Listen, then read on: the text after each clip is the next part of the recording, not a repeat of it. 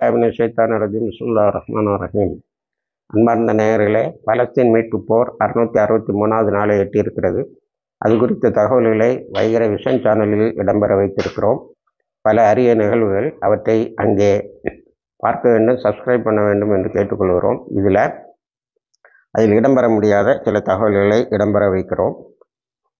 இப்பொழுது சிரியாவில் நடந்து கொண்டிருக்கின்ற பல கர்ணகொடூரமான வேலைகள். ஜூலானி தன்னுடைய சகோதரரை அனுப்பி, ரகசியமாக அனுப்பி இஸ்ரேலோடு பேச்சுவார்த்தை தொடங்கி கொண்டு இருக்கிறார். ஆனால் பேச்சு நடந்து கொண்டு இருக்கும்போதே 24 இஸ்ரேலி ஸ்ட்ரைக்ஸ், 24 முறை இஸ்ரேல் தாக்கி இருக்கிறது. 30 சைட்ஸ், அதாவது 30 இலக்குகளை தாக்கி இருக்கிறது. 18 பேர் இறந்திருக்கிறார்கள். இதெல்லாம் எங்கே தெரியுமா நடந்திருக்கு? ரிசம் அல் ஹலாபிங்கிற அவருடைய, அதாவது ஜீலானிக்கு வேண்டிய படைகள் இருக்கக்கூடிய இடத்திலேயே நடந்திருக்கு. ஜூலானியோட படையில் வைத்திருக்கக்கூடிய ஆயுதங்களையும் ஜூலானியுடைய படையும் அழிப்பதையே இஸ்ரேல் ஒரு பெரிய வேலையாக வைத்திருக்கிறது. இதில் இன்னொரு லீக்டு ரிப்போர்ட் என்னன்னா, 50 பேர் வெளிநாட்டவர்கள் ஜூலானிக்காக சண்டை போட வந்திருக்காங்க. அவங்க எங்கேருந்து வந்தாங்கன்னு தெரியல. அது பற்றின ஒரு இன்வெஸ்டிகேஷன் நடந்துகிட்டு இருக்கு. இந்த 50 பேரையும் பணத்தையும் ஜூலானி மறைத்து விட்டார் என்று அவர் மீது ஒரு குற்றச்சாட்டும் வருகிறது. இப்போ சதாம் ஹுசேன் இப்படி தான் கொஞ்சம் கொஞ்சமாக முதல்ல ஹெல்ப் பண்ணானோ, அப்புறம் பிடிச்சி நீ குருது இன மக்கள் மீது மனித இனத்துக்கு எதிரான ஆயுதங்களை எல்லாம் பயன்படுத்தி அழித்தா என்று சதாம் ஹுசேனை தூக்கில் போட்டாங்க. சதாம் ஹுசேன் ஆட்சி செய்த இடத்துல படைகளை தளங்களை வைத்து, அந்த இடத்துல தளங்களை வைக்கும்போது சதாம் ஹுசேன் ரொம்ப சந்தோஷமாக அதை ஏற்றுக்கிட்டு, அப்புறம் அதனாலே அழிய வேண்டிய ஒரு நிலை வந்தது. அது போன்ற ஒரு நிலையை இங்கே ஏற்படுத்துகிறார்கள்.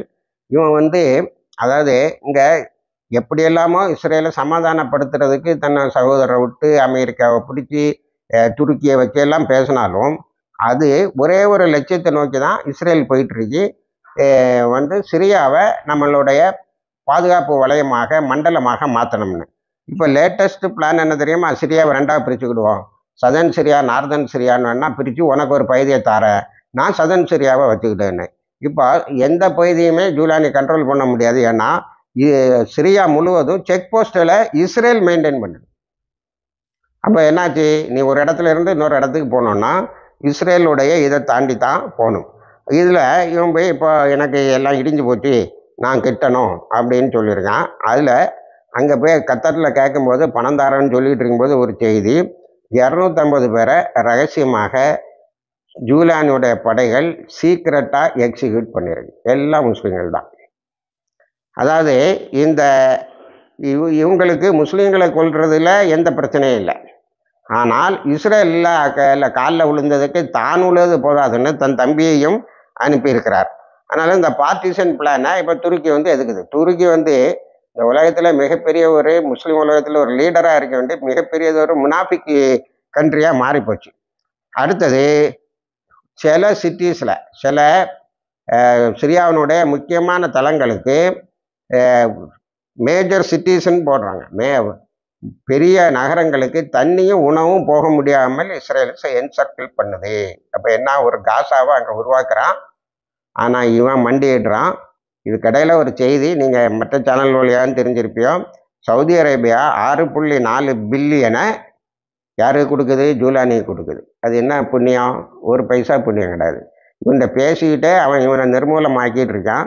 அது ஒரு சின்ன காசாவாகவே சிரியா மாறிக்கொண்டு வருகிறது.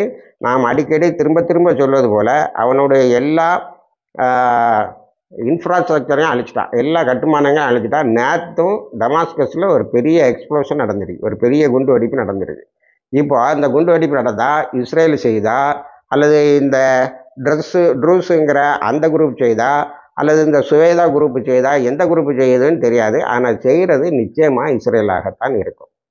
இஸ்லாமிய வரலாற்றை நீ படிச்சிருந்தாலே யூதர்களோட பெரிய பெரிய சதிகளை பற்றி தெரிஞ்சிருக்க முடியும். அதுவும் உனக்கு தெரியல.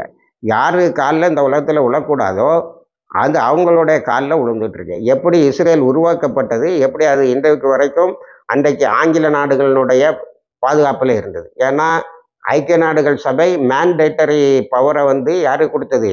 மேண்டேட்டை அந்த பவரை டெம்பரரியாக ஆங்கில நாட்டுக்கு கொடுத்தது. அப்போ அதுதான் சூப்பர் பவர். ஆங்கில நாடு அதை வச்சு பொத்தி பொத்தி இஸ்ரேலியரை வளர்த்து முஸ்லீம்களை அப்படியே அழிச்சிட்டு வந்தது. அப்புறம் அமெரிக்கா கையில் விட்டுடுது. இப்போ அவங்க எல்லாம் ஒன்றா சேர்ந்து இஸ்ரேலை பாதுகாத்துக்கிட்டு இருக்காங்க. இஸ்ரேல் எப்படி உருவாக்கப்பட்டது, அது எப்படி தீவிரவாதத்தை வளர்க்குறது, அது எப்படி அப்பாய்களை கொலை செய்கிறதுங்கிறது எல்முனை அளவாக தெரிய வேண்டாமா? காசால இவ்வளவு பட்டினிச்சாய் நடக்குது. பக்கத்தில் இருக்கக்கூடிய சிரியாவிலிருந்து ஒரு குரலும் வரவில்லை. ஒரே குரல் அழுகுரல். அது இந்த ஜூலானியினுடைய கூட்டத்தில் இருந்த ஐயா பணம் கொடுங்க, அம்மா பணம் கொடுங்கன்னு கேட்டுக்கொண்டு இருக்கிறார்கள். அரபு நாடு கொடுக்குது, ஆனால் அது எந்த புண்ணியத்தையும் தராது என்பது நேற்று அங்கே நடந்த தாக்குதலில் இருந்து தெரிகிறது.